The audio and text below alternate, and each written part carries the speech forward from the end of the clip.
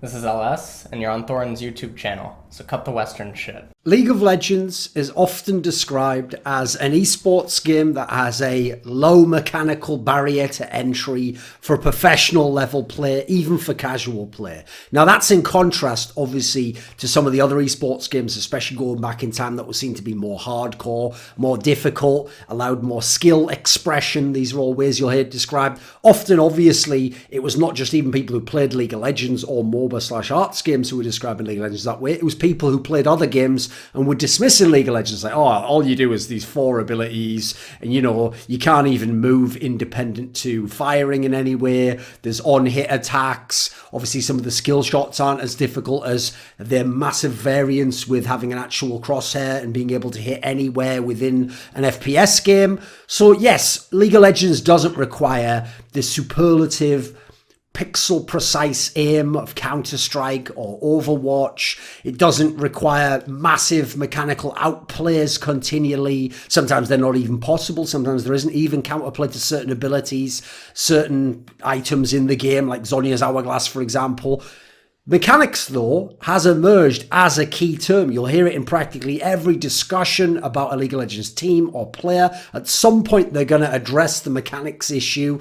And in League of Legends, it's taken just to mean the physical components of the game. Speed at pressing the keys, at hitting shots. Precision in landing skill shots, in being able to auto-attack and being able to orb walk, animation cancel, execution of what you want to pull off, ability to do an insect kick, to do a thresh hook with a lantern to bring someone in, these sorts of things. People just term all of that under the umbrella mechanics.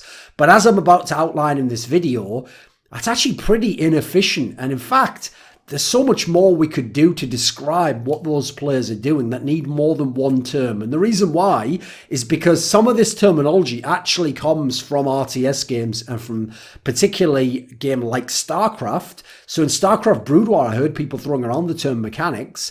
And in StarCraft 2, I remember doing some interviews with players where I made the mistake League of Legends players are making of. I just bundled all the physical things up with mechanics, and I was asking some of these Korean players through an interpreter, like, you know, oh, people say you don't have very good mechanics, or is it your strong suit here, or we're doing that. And basically, what I was told was something which, if you go and look it up, it's accurate, which is that mechanics in StarCraft don't just mean that. They actually use many more terms. So, for example, if you use very precise movements and you're really good at moving one little unit around like someone might be in League of Legends, they call that micro. It's called micromanagement.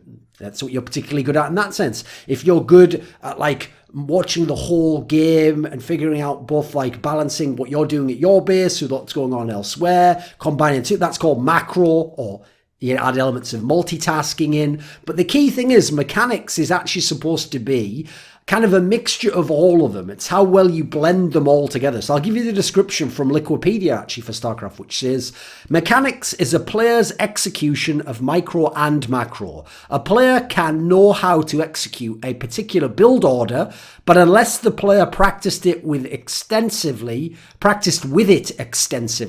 the execution, so crucially the execution, will sometimes be sloppy. Fundamentally, mechanics involves pressing the right buttons exactly when they need to be pressed. So I'll cut short the rest of the description here. The point is, they would divide up mechanics from just APM or micro. Like, obviously, in theory, someone could have a very high APM and be terrible at micro and mechanics. But generally, you're not going to try and press the buttons as fast or as often unless you're getting some sort of a decent hit rate. You're actually using them in some sort of effective manner. So generally, yes, micro, APM, these terms are going to be more aligned. Overall, mechanics generally, if you have terrible micro, you're not as often going to have great mechanics.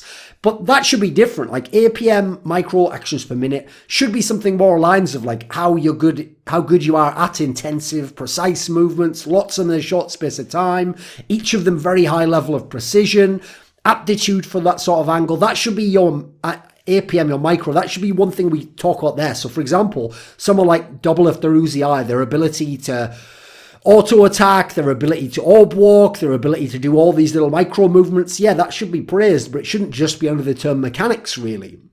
Mechanics in this sense is more how smooth you are at executing it all, how good you are at having good micro, but also good macro concepts, understanding how to auto-attack in a team fight, but also understand the bigger team fight concepts, for example, at the same time.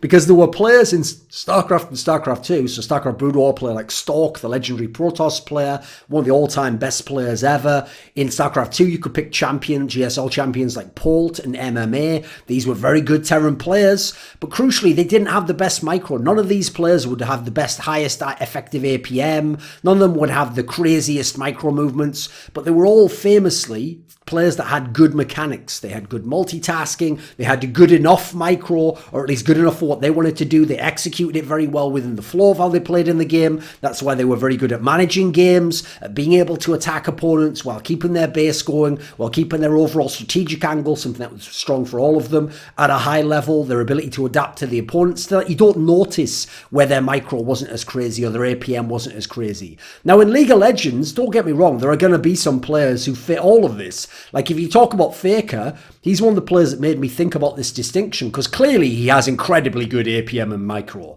Like his actual ability to do outrageous sidesteps, dodges, like certain instantaneous moves that a lot of people just couldn't do for lack of speed and precision is clearly there. But I actually think probably in this sense, the most underrated aspect of Faker is in the StarCraft sense, his mechanics. It's not just that he's very fast or that he can pull off insanely fast moves. Players like Deft, Uzi can all do these things. What I think makes Faker very, very good is that he has insanely high APM and micro, but his mechanics are also bonkers. When he pulls off a crazy outplay, it's how fluid the outplay is. Some players, like when Doublelift pulls off a crazy moment in a fight, you can even see it when he's streaming. He's not literally button bashing, but he hits the buttons really fast. You see him sometimes even like not fully using his movement enough. He gets the outplay off, and then even he looks like, holy fuck, did I actually pull that off? When Faker does it, it's just smooth, it's pulled off, it's clearly what he was thinking. It's almost like there's not much time between him being able to think a thought and then his body being able to execute it within the game, having the requisite skill set to pull that off. How smooth he is with those combos, how smooth he is from moving from one thing to another, to escaping, to going and doing the next thing on the map is crazy. I'd even say this is another area where another one of my favourite players, Froggen, rates very, very highly. In terms of raw mechanical ability, clearly he's a very good player. But I am sure there's players out there who had crazier raw micro, APM, these aspects. But in terms of mechanics, his ability to pull off a combo, to smoothly execute skill shots into other abilities, into dodging, into knowing when to go forwards, when to pull back, is very, very high level. It's clear that his understanding of multitasking, of all these different aspects and fitting them into a coherent playstyle is one of his strongest qualities. That's why I think he's always remained and adapted to being a very good Western player, no matter what the meta was and how people played the game. To give an example of a player I would say isn't traditionally associated with having really strong mechanics in the APM/micro sense, I would probably give the example of Sneaky from Cloud9. This is a player where he's not going to show you some outrageous outplay where when you see it on the screen you're like, how did he dodge there and then hit that and then move there? But I tell you what, his fluidity when he's under pressure, he's a player who is calm, who can still execute what he wants to execute. If you give him that opening, he's going to take advantage of it. He's not going to lose the game directly for you in that sense. I would say this is a good example of mechanics in the Korean StarCraft sense. So the reason why I think it's significant not only to lay out how other games see certain terminology, but because the less words we have to describe ideas, the less of those ideas we can actually articulate into the world. And the less ideas we have about the game, the less concepts we have for other people to then use as a shorthand or a macro in this sense for a certain idea, like laning, zoning, that you then take elsewhere and you make that one little word, which itself triggers off a whole set of concepts or principles in play, then fit into a bigger sentence, paragraph, which then stacks more information together and you can know more about a player and you can model him better, because the terminology in League of Legends has always been pretty weak actually. I know now we've got a lot of good terms, reset, tempo, that we didn't have in the past, but they were so limited early on. I remember my first interviews, every player was described as aggressive or passive, which really doesn't tell you that much overall. People were talked about as being good at laning or being good at team fighting, as though the idea that you could be good at both or should was a ridiculous notion. You were considered a carry or more of a supportive player.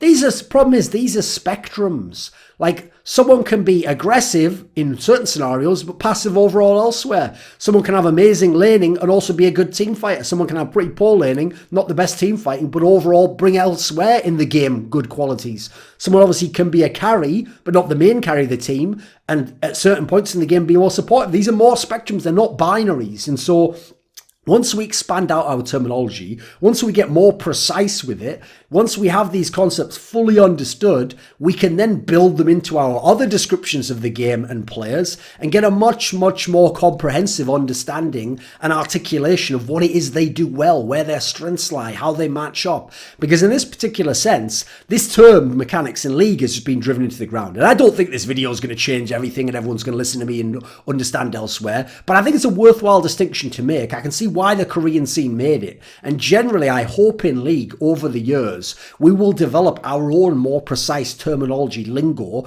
so that we actually can all think and speak at a higher level about the game. This video was kindly supported by Wendelful, Butt Pounder 420, Dean Tanglis, Andreas, Snazore Westerlund, JDubs, Chi Mao, Daniel Olivar, OllieJ, Tobias Bernasconi, NateDOhDoubleG, Alexander Rao, and a special thanks go out to Jerky's Minion, weixz, don't know how to say that, it's like a Chinese name, and Max Laine.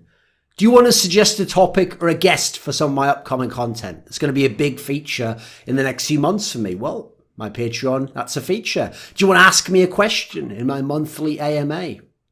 Would you like teasers for my upcoming content? Find out who the next guests are. Maybe you want to take part in that monthly donator discussion with me. Well, if you want any of the above perks, put your money where your mouth is, support me via the Patreon link below, and join the Scrilluminati today.